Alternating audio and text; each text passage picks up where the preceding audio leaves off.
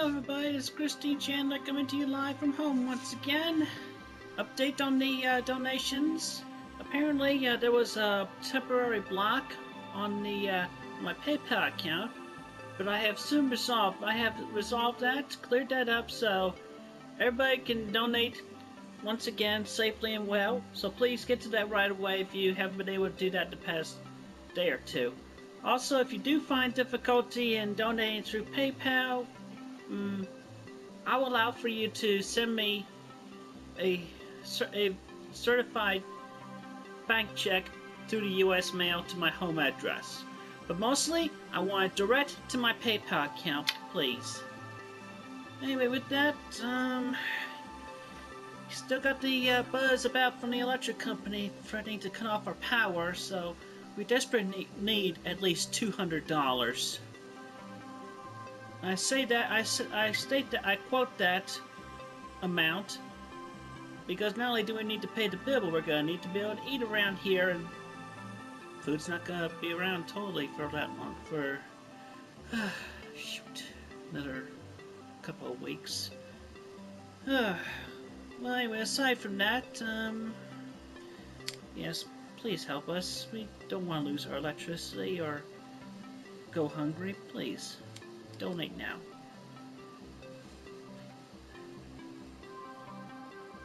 Okay, anyway, so with that, we start reading the next chapter of Unicorns, Rainbows, and Bluebirds of Happiness.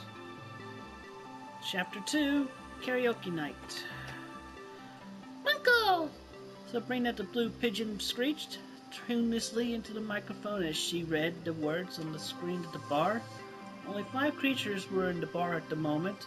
One of them was an employee who served the customers drinks. 2 of them appeared to be ordinary humans who were having a conversation with each other. The other inhabitant of the bar was an orange and white hamster who was trying to best distract herself from the pigeons singing. I don't know, it might be... what was her name? Edith? Anyway, moving on. Alright, so, let's see, your girlfriend has a terrible singing voice, but at least she's having fun, Mike the police officer said to the man who was currently wearing the blue tuxedo with a pair of pink jeans. Mike was currently wearing a plain white t-shirt with a black leather coat and a pair of blue jeans. The man wearing the blue tuxedo shrugged his shoulders.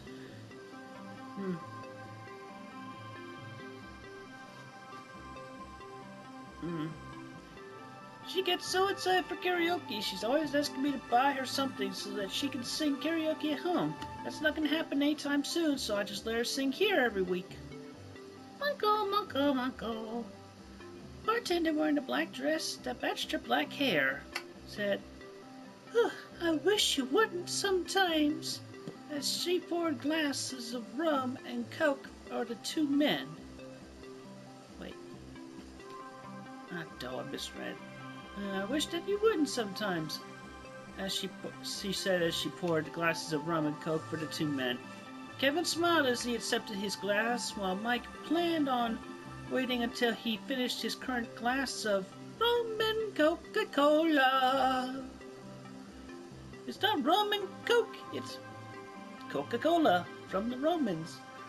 Rum and Coca-Cola, drinking from the empty gala.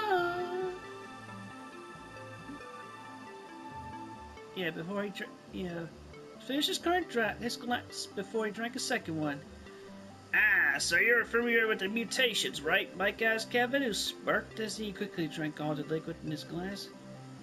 Which one? The one that transforms people into giants? The one that gives them magic powers? The one that makes them fly? Or the ones that makes animals talk? Kevin asked Mike, who stared at Kevin as he took a sip from his glass. I can't tell you're not taking this seriously, Mike said to Kevin, who continued to smirk, as the employee poured him another drink.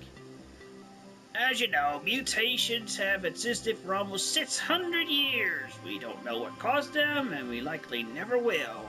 However, within the past 200 years, a strange combination of the 2 different mutations has appeared.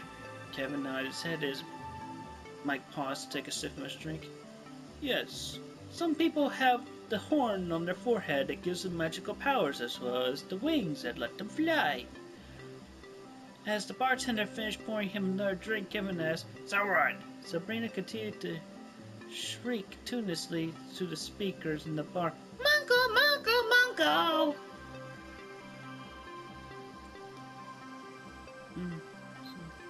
For some reason, the mutation makes the wings larger and the magic stronger. A fully grown magic user. I think most people call them unicorns, Kevin said with a childish smile, which caused Mike to sigh. Ugh. A fully grown unicorn who spent their life studying and practicing magic can just barely reach the level of power that a baby with a mutation can harness a fully grown person with wings. Kevin interrupted Mike a second time. You mean a Pegasus? The police officer groaned in annoyance. A fully grown Pegasus can barely fly at a third of the speed that a child with the mutation can. They're dangerous, but they're also very useful to us. The main problem that we have is that they can't increase their numbers, Mike said to Kevin, who chuckled as he started to sip the liquid from his glass. I heard about that. When one of them is pregnant, the child ends up with the same mutation. The child sucks the life out of the mother while it's in the womb. Then the child's born and the mother dies. What we're left with is a species that can reproduce, but their population either stays the same or decreases. Perhaps it's for the best, given how dangerous and unstable they are. Kevin shuddered as he thought of his time at St. Anger's mental hospital, where he shared a room with a mutated person named Francine. Most of them end up in mental institutions because their mutations drive them insane.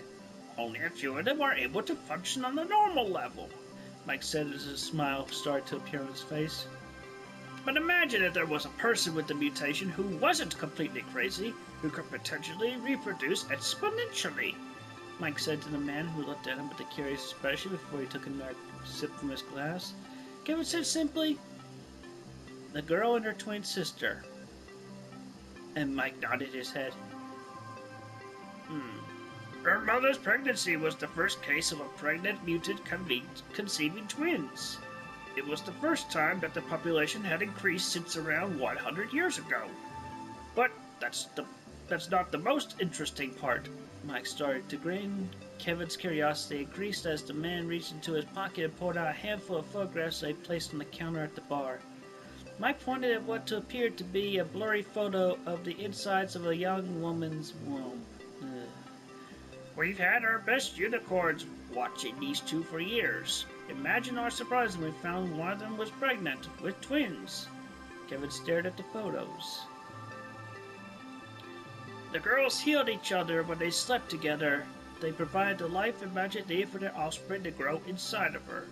They were producing mutated children, and her mother didn't need to die when she gave birth. There was so much potential. And now... Mike paused and Kevin stared at him intensely. Now she's dead and her children are dead. What does this have to do with me? Kevin asked, and Mike shrugged his shoulders. Everything. You see, we've already found one of the babies in your house.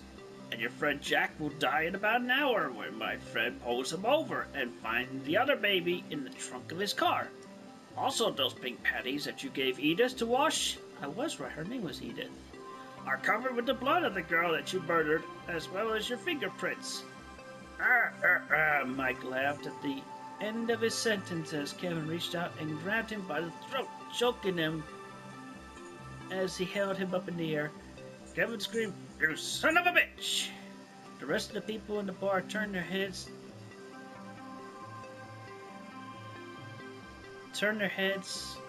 to stare at the scene between the two men. The best thing to do right now is to turn yourself in. If you take one step out of the bar without me, you'll die. If you kill me, then you'll die, Mike explained to the man. Kevin growled at the officer before he slammed Mike's face into the counter of the bar, where his drink sat. The glass shattered once. His face was slammed onto it, and Mike yelled in pain as Kevin slammed his head repeatedly onto the counter. After a few hard hits, the man's body became limp. Kevin walked away from the dead man's corpse and started to brush away any of the man's blood that remained on his clothes. It didn't work very well, and it might have caused the blood to spread throughout his clothing. "We need to leave right now," Kevin said to his girlfriend and the hamster who cleaned his clothes. "Mungo," the pigeon asked as she flew onto the man's shoulder. He was bluffing. He's working outside the law right now. Chances are good that he planted the evidence at our house and Jack's car. And he's probably said some kind of anonymous tip to the police. They'll find it. Then they'll try to kill us. We're safe now, but we won't be soon," Kevin said as he pulled his cellular phone out of his pocket. "Hey, Mr. Jack, where are you at?" Kevin typed the message and sent it out to his friend as he opened the door and walked out of the bar with Sabrina on his shoulder and Edith clinging onto the leg of his pants. "I'm on the side of the freeway in my car. Big fucker pulled me over, and he's looking in my trunk right now." Kevin read the message as he opened the door of his car. Edith and Sabrina either walked or flew into the seats of the back seat of the car while Kevin sat in the driver's seat and started the engine. "He's asking me to put my hands up and get out of the car."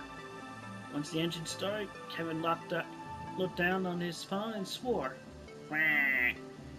He turned to Edith as his car started to move. "I'm sorry, but your boyfriend's dead," Kevin said sympathetically as Edith started to sob. A tear started to run down Kevin's face as he heard the police sirens in the night air as he drove his car. He heard the faint sound of somebody screaming expletives, which were followed by a few loud gunshots that disturbed the peaceful atmosphere of the night. "It's a shame that he didn't wait to die until 7 in the morning," Kevin said quietly as he drove. Edith continued to sob and Sabrina remained quiet in her seat. "Stop the car!" The man who continued to drive heard a feminine voice.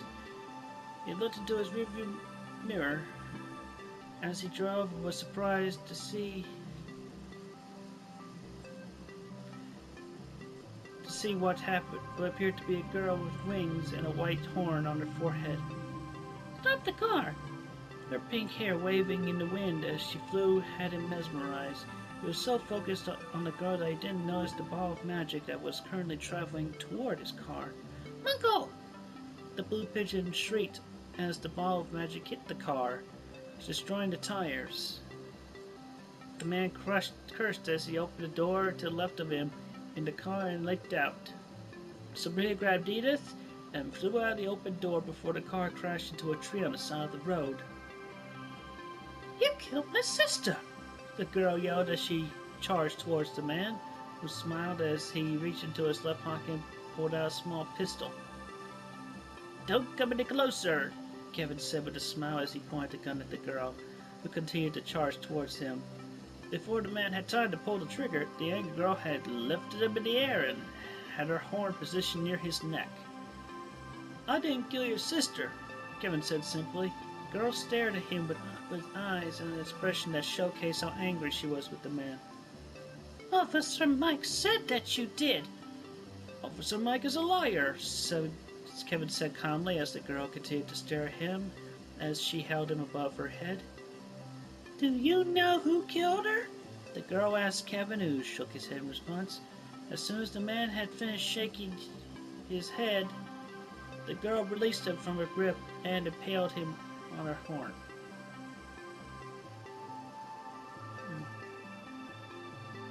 "Uncle!" Sabrina shrieked while Edith watched the man slide off the girl's horn with a shocked expression on her face.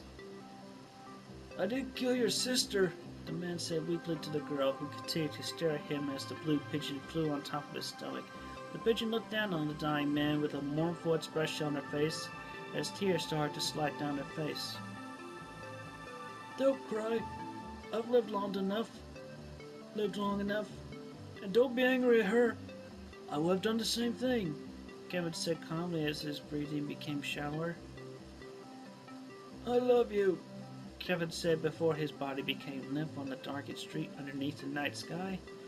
The pigeon turned her gaze from the dead man to the girl, who appeared to be regretting her decision to murder men. I'm sorry.